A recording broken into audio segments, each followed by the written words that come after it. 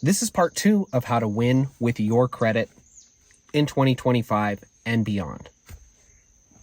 Today, we're talking about debt collectors and why we don't recommend that you pay or talk to any debt collectors.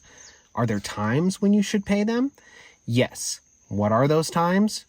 A, if a debt collector agrees to remove the debt from all 3 credit bureaus, I might pay it then, especially if I owe it.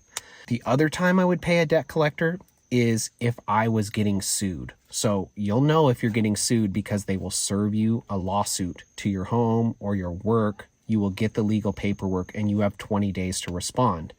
When that happens, that is the time when you can really negotiate with a debt collector. And that would be the time when I would personally pay them if they sued me, and I would do it before the 20-day period ended. Let's talk about you. If you're not in any of those situations, I do not recommend paying a debt collector. Here's why. Paying a debt collector does not increase your credit score, and it does not remove the account from your credit report. It can actually, on occasion, make it report for 7 years from the date of that payment. Here's what you need to know.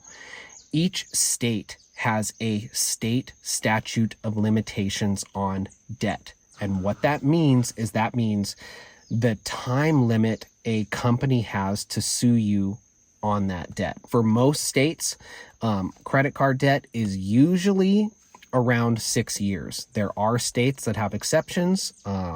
I believe Texas has a very short one, and some states are longer. What the state statute of limitations is that means once that time period ends, you can no longer be sued on that debt. So you have the state statute of limitations. When that runs out, you can no longer be sued on that debt. And then you have the federal statute of limitations, which is 7 years.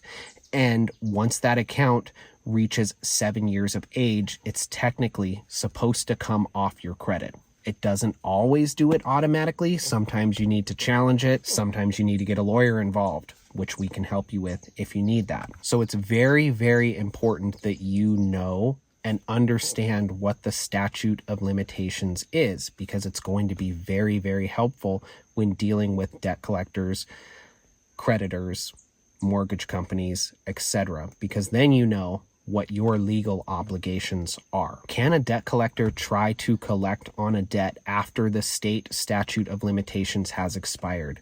Absolutely. They can continue to try to collect on it even after the federal statute of limitations is expired. And sometimes it can be renewed.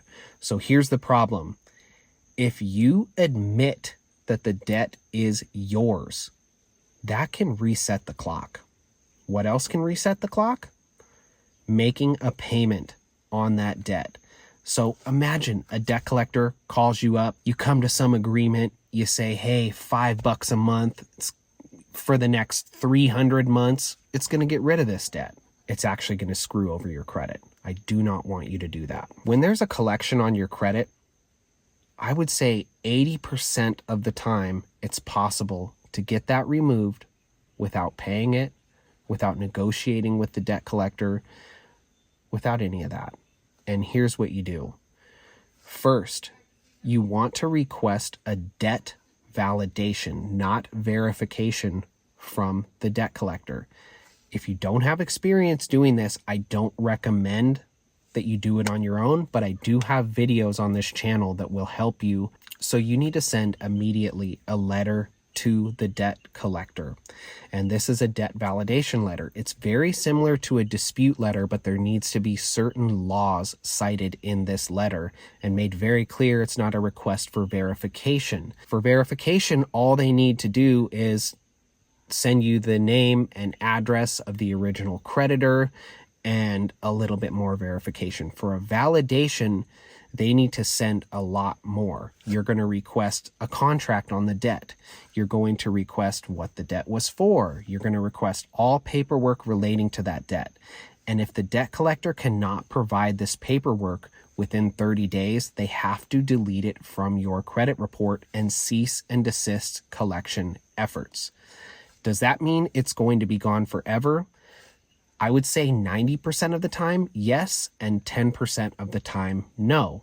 So the overall answer is no, it doesn't mean it's gone forever, but it probably will be. What happens if you send a debt validation request and they validate the debt? You still have other options. There are ways to get it deleted from your credit report on the credit bureau level. There's ways to get it deleted from your credit report at the debt collector level. There's ways to get it removed from your credit report at the legal level, where you would get an attorney involved at no cost to you. I can help you with that. And there are other ways to get it deleted. All in all, most of the time, you do not technically and legally, I'm not an attorney, you do not technically and legally owe a debt collector. There are numerous situations in which a debt collector can violate your legal rights, and that can be cause for getting it deleted as well.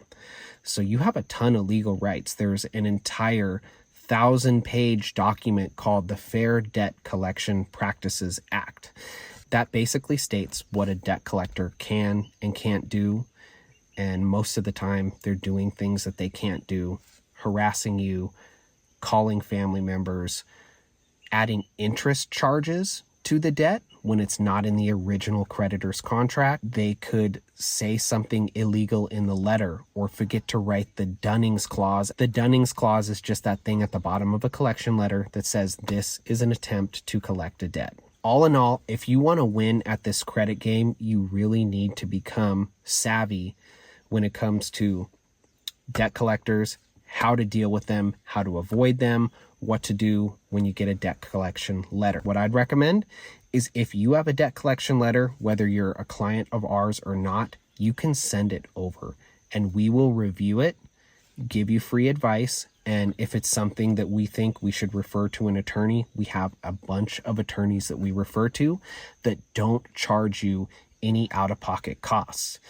Luckily, that law, the Fair Debt Collection Practices Act, states that if a debt collector violates your rights, they have to pay your legal fees. And so that's where the attorney gets paid. I've taught classes for 2 entire days on this subject, so I'm going to have a lot more videos about dealing with debt collectors. If you have any questions about anything on your credit report, you can shoot it below. You can shoot me an email, or you can head to our website where you can schedule a free, no obligation consultation.